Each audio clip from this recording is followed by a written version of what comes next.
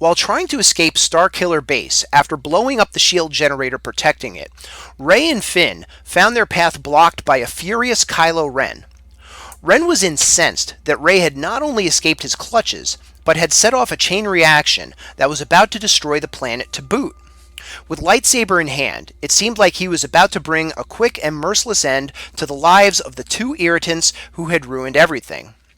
Well, that's not exactly how it worked out. Instead of skewering the both of them with barely a thought, Kylo Ren found himself fighting for his life in a much tougher battle than he probably bargained for. Rather than using his power to impose his will, Kylo Ren wound up flat on his back with a bloody gash running up his face, courtesy of Rey and the Skywalker family lightsaber that he thought belonged to him.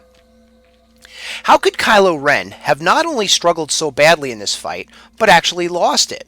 We're talking about a member of the Skywalker family, a guy who can read minds and freeze blaster bolts with the power of the Force. There's no way that Rey or Finn should have been able to hang with him, right? Well, that's actually a more complicated question than it seems, and the answer could have been any or even all of the following. For starters, Kylo Ren was badly hurt before the battle even began. After a deep and extended crisis of faith, Kylo Ren finally took the leap full-on into the dark side when he impaled his own father, Han Solo, with his lightsaber. However, his moment of triumph was soon squelched when Chewbacca, in a fit of rage, shot Kylo Ren in the abdomen with his crossbow blaster. Kylo Ren went down in a heap, but somehow managed to make it outside and into the woods, where he confronted Rey and Finn. As impressive as his determination was, Kylo Ren was certainly the worse for wear after taking that blast from Chewie. Before the fight even began, we saw him pounding on the wound to numb the pain, and blood dripping onto the snow below his feet. He began channeling the power of the dark side to fuel himself as the fight progressed, but continually winced in pain because the injury took so much out of him. Kylo Ren was young yet, and still not very seasoned in the line of work he found himself in, but he still had use of the Force and some level of Jedi training to rely on. If it hadn't been for the injuries inflicted by Chewbacca, he probably would have easily won the fight. After taking the equivalent of a shotgun blast to the torso, however, Kylo Ren was weakened enough that Rey was able to win a fight she otherwise probably wouldn't have.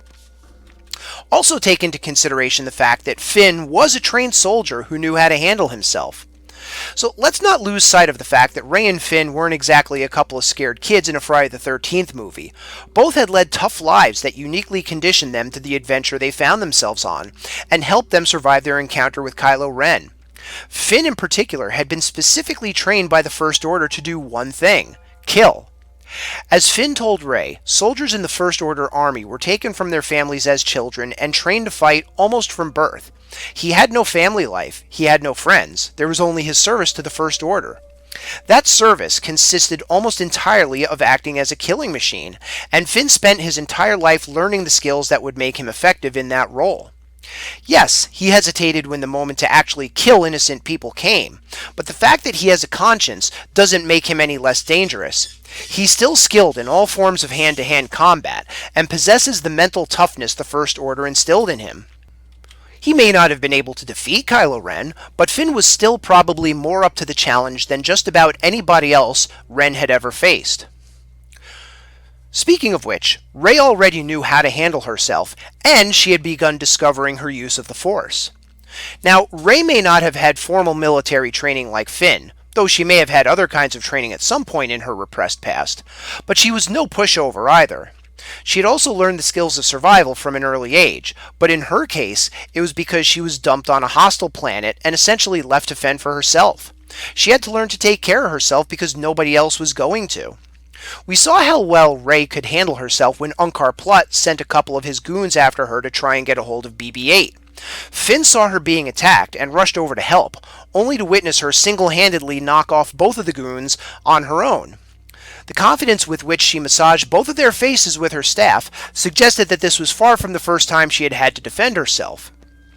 Now, as tough as Rey was, she only got tougher when she discovered she could use the Force to aid her in battle. Kylo Ren may have been able to control her on Takodana, but that advantage quickly dissipated when she turned his mind-reading session back around onto him on Starkiller Base. By the time they fought in the forest, she had used the Force to make the guard free her from the interrogation room, and then used it to actually defeat Kylo Ren, at least for the time being. Also, there's the possibility that Kylo Ren just shut down once he started to lose. It's a matter of record that people who are so good at something that they not only never lose, but are rarely even challenged, can have a habit of getting overconfident to the point that, once faced with someone who can beat them, they're lost. They panic, lose control, and typically make things worse with desperate Hail Mary moves that never have a chance of paying off. Kylo Ren didn't know what to do once the duel with Rey began slipping away from him, and began making mistakes trying to regain the momentum. Kylo Ren is a powerful guy. He's of the Skywalker bloodline, directly descended from the Chosen One, Anakin Skywalker, and inherited a great deal of his grandfather's power. He was trained in the ways of the Force by Luke Skywalker, is deadly in battle with a lightsaber, and can freeze people and even blaster bolts in their tracks with the power of his mind. Kylo Ren was practically unstoppable, and he knew it, which was a huge problem once he came up against someone who could stop him. But that raises another very interesting possibility, which is that Kylo Ren may just not have been a very good fighter to begin with. Listen, just because Kylo Ren is who he is, doesn't mean he's actually any good as a fighter.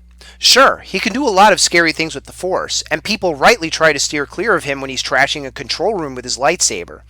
However, the ability to tear up a control panel that won't fight back doesn't make him a strong warrior, because what we've seen so far from him hasn't been terribly impressive. We talked earlier about how Finn and Rey are both plenty tough as a result of their hard lives, but we still come back to the point we started with. Tough, normal people shouldn't be able to beat someone like Kylo Ren.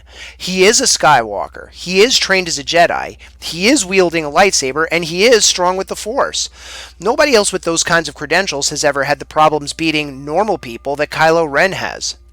Think about it. Do you ever remember Count Dooku getting beaten up by a scavenger? Or Mace Windu getting his face pounded into the ground by a stormtrooper? Hey, do you remember that time Darth Maul took a blaster shot to the ribs? Of course you don't, because it never happened. The fact that everyone else is on such a superhuman level makes it even more glaringly obvious that Kylo Ren is not. Just look at his track record. He had his Force mind reading turned back on him by a novice, was defeated by Rey, got put in his place by Snoke's dark side lightning attack, would have been killed by the Praetorian Guards if it weren't for Rey, and went through an entire duel with Luke Skywalker before realizing he wasn't even there, largely due to his inability to even cross blades with his former master. After taking all that into account, maybe it's not such a wonder he lost to Rey and Finn after all. Thanks for watching this video. And as always, I'd love to hear your thoughts, so please leave them in the comments section below, as well as what you think gave Rey and Finn the edge against Kylo Ren. If you'd like to support the Star Wars Wavelength channel, please click subscribe so you can check back in whenever new videos are posted. Thanks again for watching, and may the Force be with you, always.